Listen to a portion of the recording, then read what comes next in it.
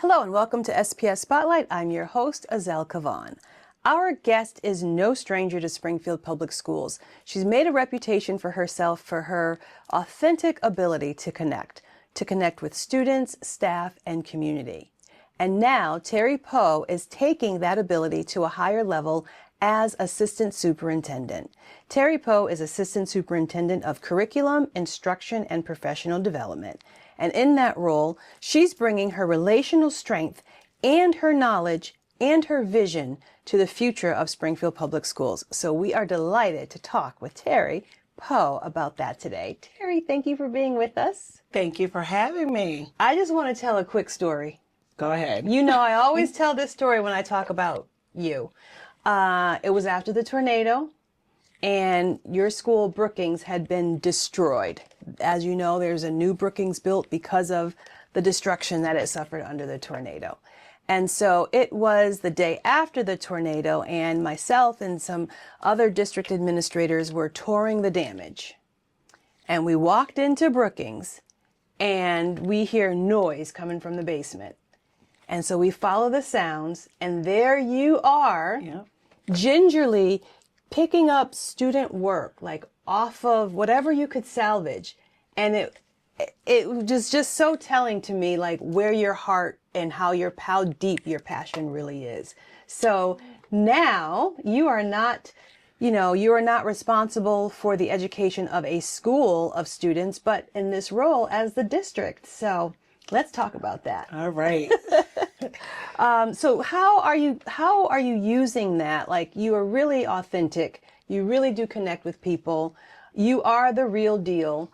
How are you bringing that part of yourself to this new role?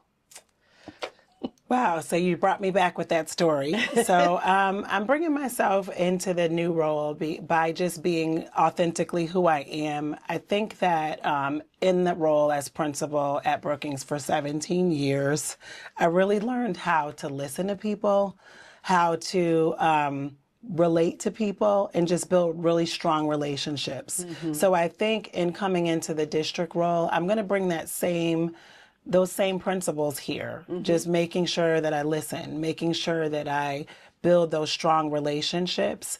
What are your priorities as you step into this role?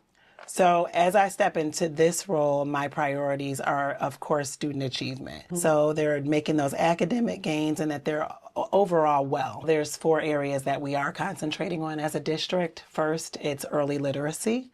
Next, it's middle school transformation. Following that, it's college and career readiness, and finally, our post-secondary outcomes. Mm-hmm. And so as assistant superintendent in this role of instruction, curriculum, and professional development, you will touch all 4 of those priority areas. Oh, absolutely. And we try to make sure that the professional development that we are providing for teachers, we're ensuring that the professional development that we are providing for teachers are connected to those 4 priorities. So you mentioned student achievement. What is it about student achievement? How do you drill into student achievement? What are you looking for students to do and for the teachers to do? Yeah, so currently our focus as a district, our superintendent is really an instructional leader herself, and she's leading the way by really ensuring that we're providing students with grade level instructional standards, and we're also checking for understanding in our classrooms. So we're doing that grade level work. We're making sure that our work is standards based and that our educators are making sure that the students get what they need. So I'm just going to back up. Grade level work. What does that mean? I would say in layman's terms means that students are, when you get standards, they're standards that the state sets out.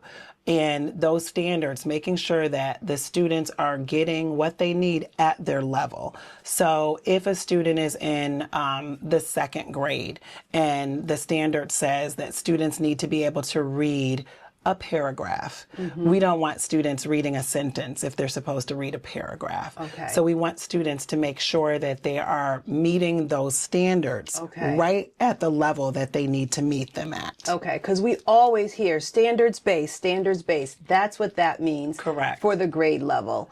And how do we know? Okay, you can get the report card as a parent and you get an idea of where your child or your student stands.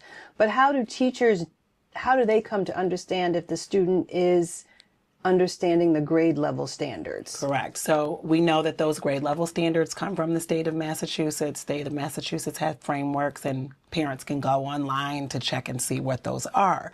But how we know that students are meeting those grade level standards is through really what's happening in the classroom with the teachers. So we want to make sure that the teachers are providing instruction that would create opportunities for students to struggle, to get tired. Students shouldn't be coming home and saying that they haven't done any work. So we want to provide opportunities for students to really think hard, to be challenged, and to come home mentally exhausted because the teachers have provided them opportunities to engage.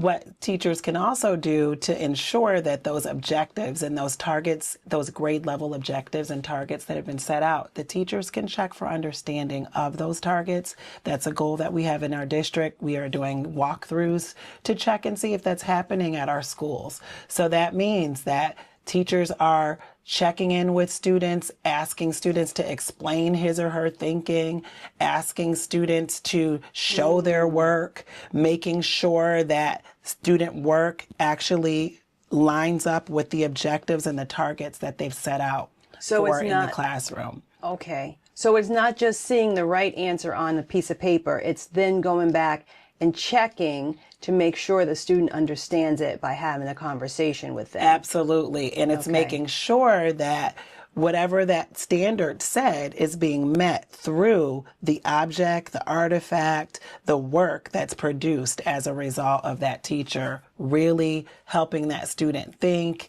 and to engage in an activity that would allow him or her to say, oh yeah, he's got it. They got it. We did it. So it's not necessarily only tests that they're looking at.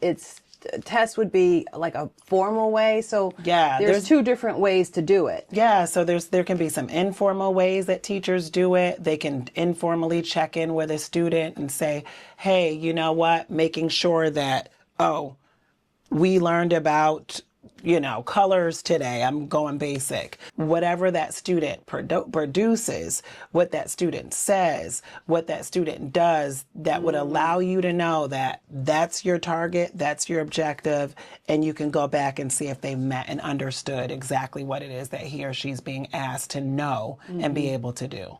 So is that what a lot of the professional development that our educators are getting this year? Is it around that? Yeah, we're doing a lot of work around that checking for understanding and grade level. We started with GLEAM from Unbound Ed. That means that we're looking at grade level work. We're looking for work that's affirming and meaningful, as well as engaging.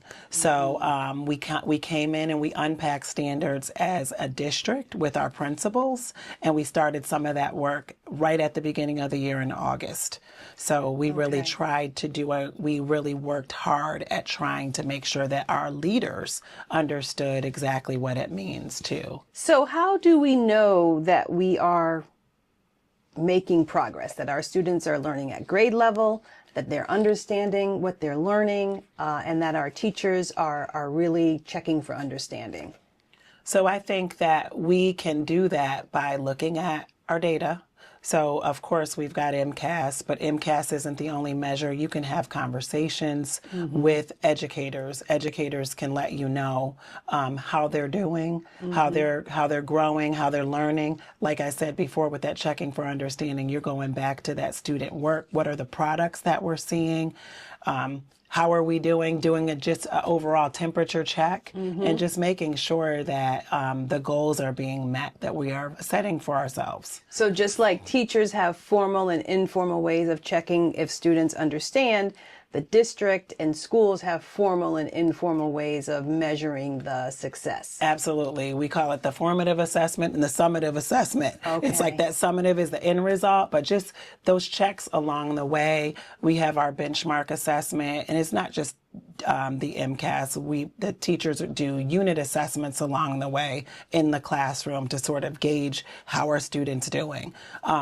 We look at our attendance, our kids coming to school. So we know that if kids aren't in school, they can't learn. So we're looking at attendance data. We look at a variety of data measures to make sure that, like, how are we doing? Right. We even look at our post-secondary data measures. How many of our students are in college?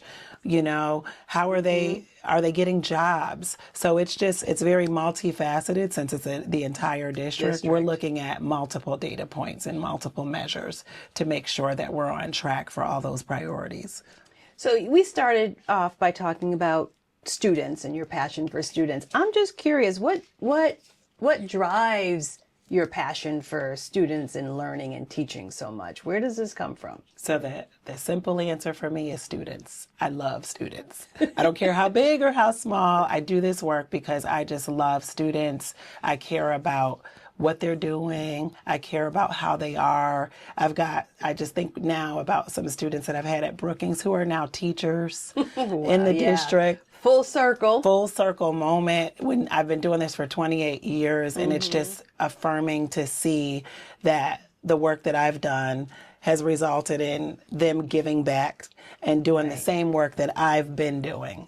And I've been able to mentor principals in the district and to be able to see some of the principals that I've worked with now at being administrators. It just brings me joy. So it's students, it's educators. I just love what I do, and I love to see people like that full circle, those full circle moments, and to just see people being successful in meeting their personal and professional goals. So that brings me joy. Well, it's a big job, but I think what comes through is that you're just bringing your full self. You're bringing who you are to this work with the knowledge and the capacity and the capability to drive students forward drive the district forward through student achievement and making sure that our educators have what they need to make that happen. Yeah. So. And I think you just have to continue to be a lifelong learner. You're never going to arrive, so you just keep learning, you keep growing. It's a journey. That's right. Awesome. Well, Assistant Superintendent of Curriculum, Instruction, and Professional Development, Terry Powe, thank you for being with us. You're welcome. And thank you for having me. congratulations on your role. Thank you.